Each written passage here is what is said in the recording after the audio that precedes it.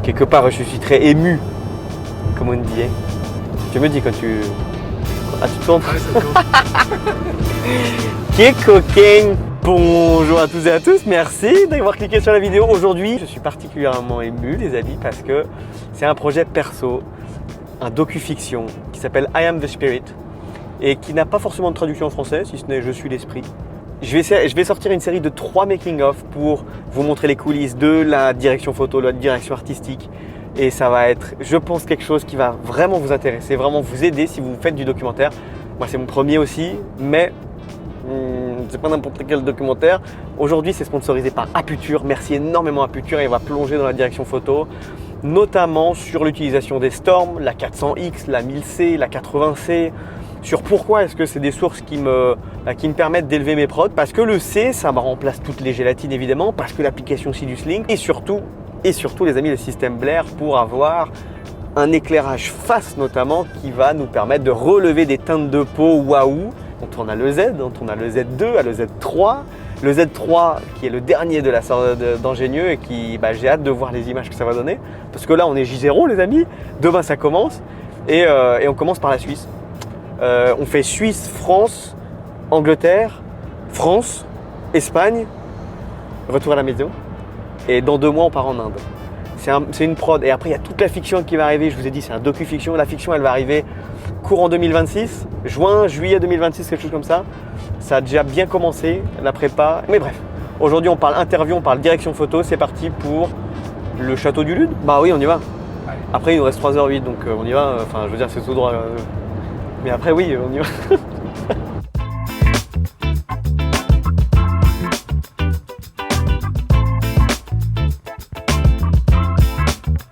Le premier jour, il fait frais.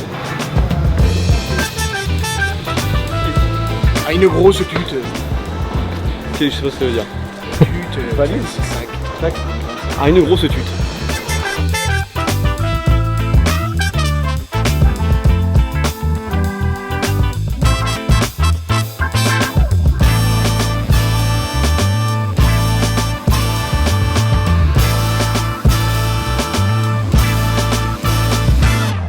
Wow.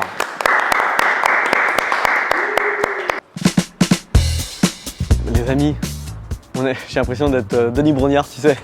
Les amis, écoutez, on est parti de Bâle ce matin. Cet après-midi, on tourne à Nancy ce soir, d'ailleurs, parce qu'il est déjà 17h. On tourne à Nancy avec le second interviewé, c'est notre J1 toujours, 2 interviews à la journée. C'est exceptionnel.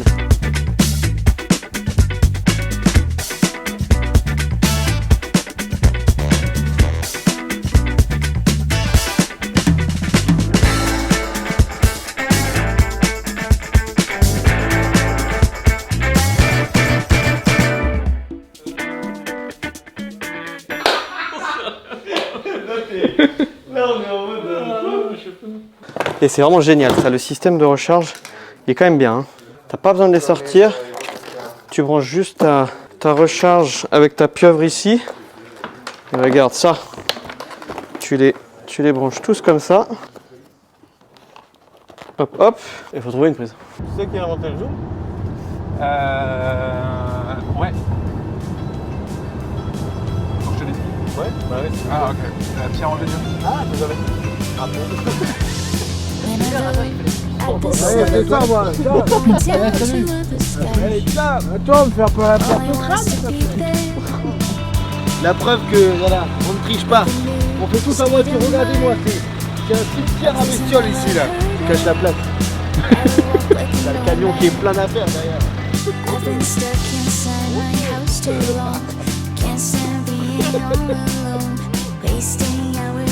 Bateau.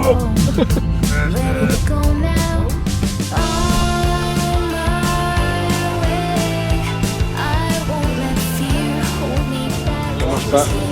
Attrape touriste, comme d'hab.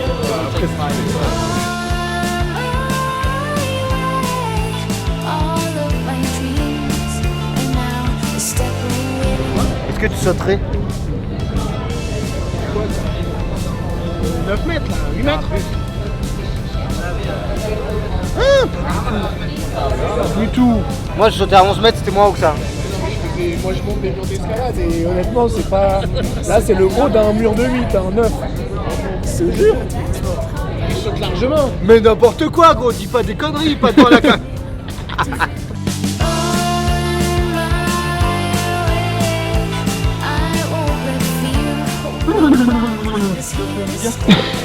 Dans Star Wars, on dit le même truc. Ah ouais. Qu'est-ce qu'il était? Il peut trop rire. No more cookies? No way. This is the end.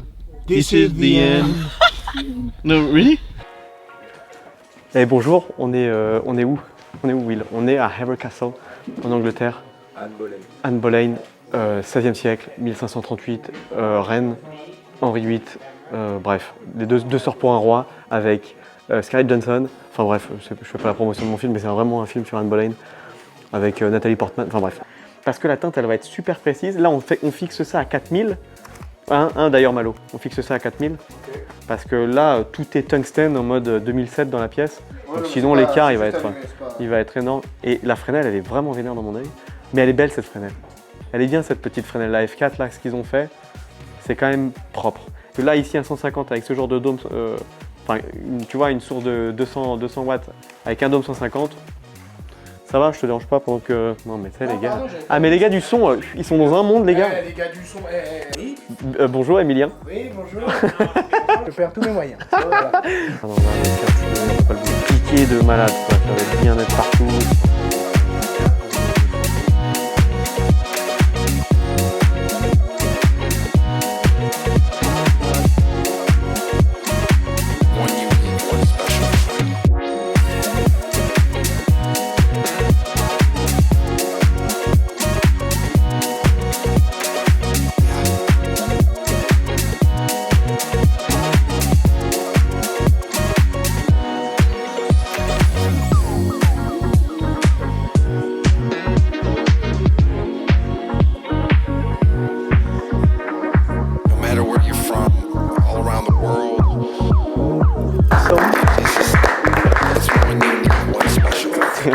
Tu vois ce que c'est qu'un passionné? Ah, c'est ça. Pas mal là, non? Super, super Chantal. Et ça, tu veux l'aldimer? Bon. De m'appeler Chantal. C'est le prénom de ma mère. Ah ouais. Beaucoup mieux quand même. Ah. La rétine. Eh ben nous voici au château du Lude, les amis. On va parler un petit peu de tout l'éclairage à puture qu'on utilise. On est 100% à puture. Malo, le chef électricien qui est juste ici, que vous avez déjà vu peut-être en... Voilà. Ok, on parle un peu d'aputure. Pourquoi? Parce qu'il y a plein de choses à dire, les amis, sur aputure, notamment sur la série Storm, que j'utilise principalement. En fait, aputure, ils sont venus vers moi, ils m'ont dit écoute, si tu veux, teste les Storm. Je leur ai dit, mais écoutez, moi j'ai pas mal d'éclairage, j'en ai du Dedo, j'ai du Godox, j'ai du Nanlite, etc. Beaucoup de Nanlite, comme vous savez.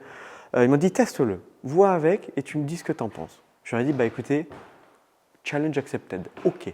On va tester. Vous savez que j'avais un 1000 qui est arrivé, le Storm 1000 qui a été pour moi la grosse light que je cherchais depuis des années, en plus en RGB, et même plus que RGB puisqu'on est sur le système Blair. Je vous invite à regarder la vidéo si ce n'est pas déjà fait, sur la Storm 1000 et le système Blair. Et là, on va parler un petit peu du Storm 400X, et, qui est la même chose que le 700X, qui vient de sortir il y a quoi, 2 semaines là. On va parler du 80C, on va parler des accessoires, on va parler des Astera, les Infinibars, qui sont quand même un peu pépites.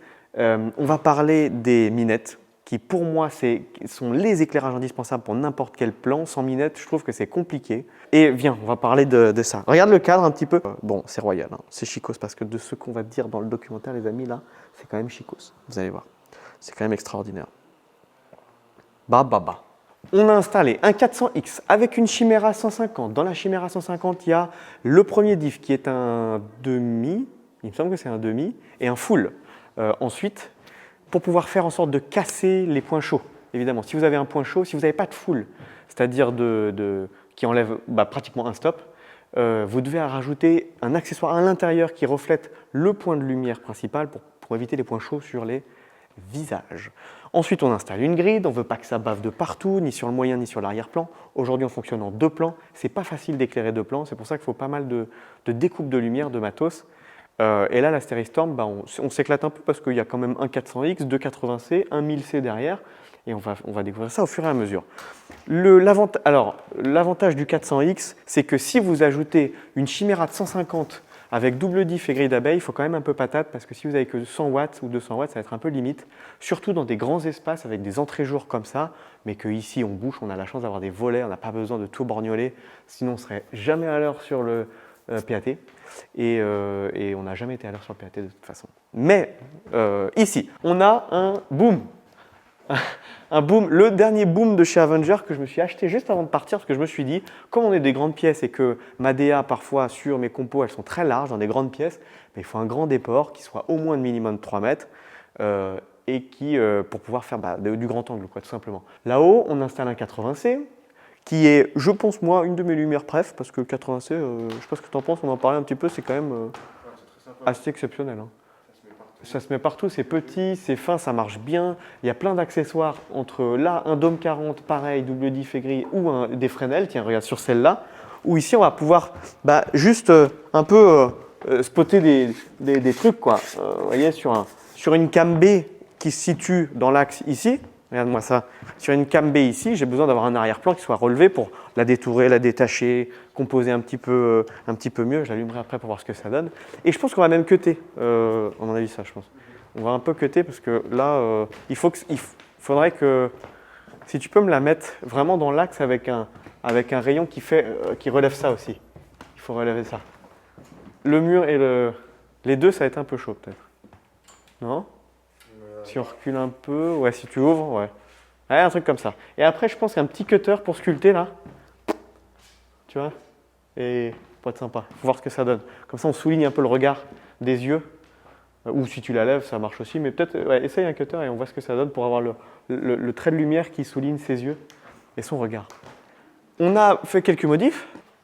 Et je vais vous expliquer ici pourquoi est-ce qu'on éclaire comme ça. Qu'est-ce qu'on a fait, quelle est l'intention, quel est le sens, etc. Déjà, quand vous avez un décor, il faut qu'il ait du sens. Pourquoi j'ai choisi ce château ? C'est parce que on va parler de quelque chose de très sacré, de royal, de plus que royal, de au-dessus des rois et des reines. On parle du divin. Et il va y avoir beaucoup de sens sur les formes. Et je suis très content d'avoir finalement choisi ce décor parce que ça a beaucoup de sens. Et quand il y a du sens, je me dis c'est bon, je suis dans la bonne direction. Mais bref, on parle d'éclairage, on parle de positionnement et d'angle sur l'A400, l'A80, l'A80 et la 1000 derrière. Ici, on est sur un 3/4 face. Ça veut dire quoi ? Ça veut dire qu'il y a deux solutions. Soit on est sur un Rembrandt, soit on est sur un loop.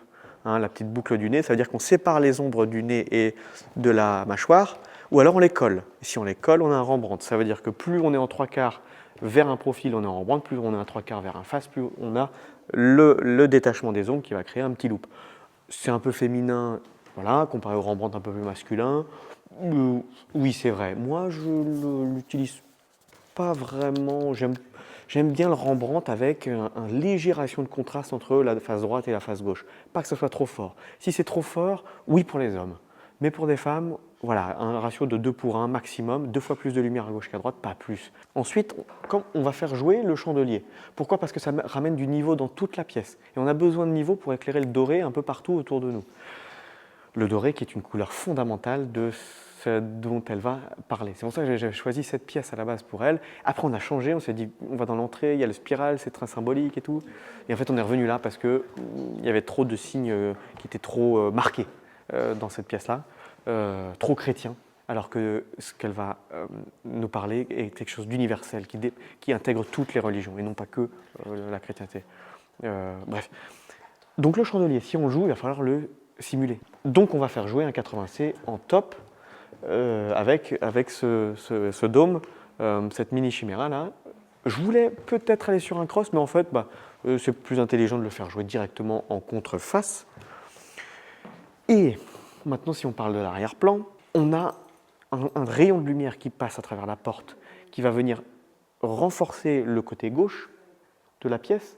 Il va falloir forcément rééquilibrer avec le côté droit parce que sinon on va avoir un plan déséquilibré, surtout qu'on n'est qu'en 2 plans, donc si vous perdez l'équilibre sur un premier plan et un arrière-plan, ça va vite faire amateur, quoi. Ça va vite faire dégueu. Parce que plus c'est équilibré, plus votre regard il va rester sur ce qu'elle dit.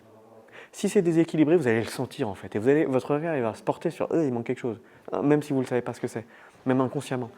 Donc plus c'est équilibré, plus c'est harmonieux, moins vous vous posez de questions. Et moins vous vous posez de questions, plus vous écoutez ce qu'elle dit. Et moi j'ai besoin que vous écoutez ce qu'elle dit, j'ai besoin que les gens ils écoutent ce qu'elle dit, parce que c'est trop important. C'est pour ça qu'on a ramené cette entrée de jour qui est difficile. Ce lever de soleil à droite là qui est difficile. Encore une fois, on veut relever l'or, donc on est obligé de marcher sur des 2009, 3000, 3002. C'est un peu difficile parce qu'il nous manque des petits accessoires, genre des French flags qu'on peut mettre sur une fresnel pour pouvoir cutter et vraiment faire un beau rayon ou quoi que ce soit. Donc on n'a aucun accessoire. J'ai enlevé les accessoires là-bas, j'ai enlevé la fresnel, la Mini F4 là, qui est super, hein, mais c'est juste que là j'ai envie d'avoir un truc qui explose un peu, assez dur pour un lever de soleil, qui me permet de détourer ce rideau et avoir en caméra B, qui est juste derrière toi, bah viens voir, regarde. Pour que la caméra B, viens avec moi, viens, comme ça tu peux filmer. Et comme ça vous voyez les amis. Avec ce Z3 là, ce Z3 où on peut vraiment faire du 60-250, et ben on a une composition en bac qui va être intéressante en fait. Ça va être intéressant. Ça va créer un contraste qui va nous permettre de rester les yeux sur l'interviewé. Là, c'est un peu bizarre. Donc il faut que je travaille ça là. Ça me va pas là. Il faut que je trouve la bonne façon de faire. Peut-être c'est juste de le faire taper contre les murs. On va perdre du niveau, mais ouais, je suis en train de modeler ma lumière ici, de la façonner. J'aime bien l'ombre qui se crée du rideau, mais ça fait encore un peu trop fake, quoi. Parce qu'il nous manque quelques accessoires, donc ouais. Je vais travailler ça et puis on verra ça. Bah oui, c'est pas fini la visite. On y va. Alors on a encore un 1000 qui est installé ici. Ouais, l'idée, Malo, il voulait faire une entrée de jour là, parce qu'en fait la porte, c'est bizarre. Il fallait quand même qu'on structure un petit peu l'arrière-plan. On est en deux plans, il faut vraiment le structurer au maximum pour simuler une entrée de jour, simuler un lever de soleil ici, parce que c'est or, c'est doré et sur les portes, etc. Donc il faut relever cet or-là. Si on fait une entrée de jour à midi, 5006, ça ne sert à rien, quoi. Vaut mieux vraiment faire un beau coucher de soleil, lever de soleil, peu importe. Ouais, pour ceux qui suivent la masterclass direction photo, vous trouverez beaucoup d'infos sur comment est-ce qu'on maîtrise une grosse source d'éclairage, parce que pour moi, c'est vraiment ce qui a la priorité à maîtriser. On peut faire tellement juste avec une seule grosse source d'éclairage. Ici, ça sert vraiment pour de la décoration de background, mais bref, ça, c'est devenu vraiment indispensable. Alors, c'est vrai que ça pèse son poids. C'est lourd, c'est gros, enfin c'est lourd, relativement quand même, c'est quand même une prouesse de faire du LED à 1000 watts aujourd'hui en Blair. Mais ouais, sur roulette, si vous avez vu les making-of de l'usine, les pierres roulettes. Bref, on va parler des infinibars, viens avec moi. On va parler de deux trucs importants et il y a des petites choses à redire sur les infinibars. La première chose, c'est que bon, la lumière, elle est quali, il y a tous les effets, c'est RGB, c'est machin, tout ce que vous voulez, c'est très bien, ok. Il y a deux avantages majeurs. La première, c'est les aimants qui sont vraiment très puissants là-dessus et qui peuvent se déplacer pour pouvoir fixer les infinibars sur des accroches à des plafonds où on rajoute un aimant et pouvoir juste clipper n'importe quel infinibar sur n'importe quel plafond. Et ça, c'est génial. Deuxième avantage de ces infinibars, c'est la grille d'abeilles qui s'installe en… Alors on va calculer. Allez, 3, 2, 1, c'est parti.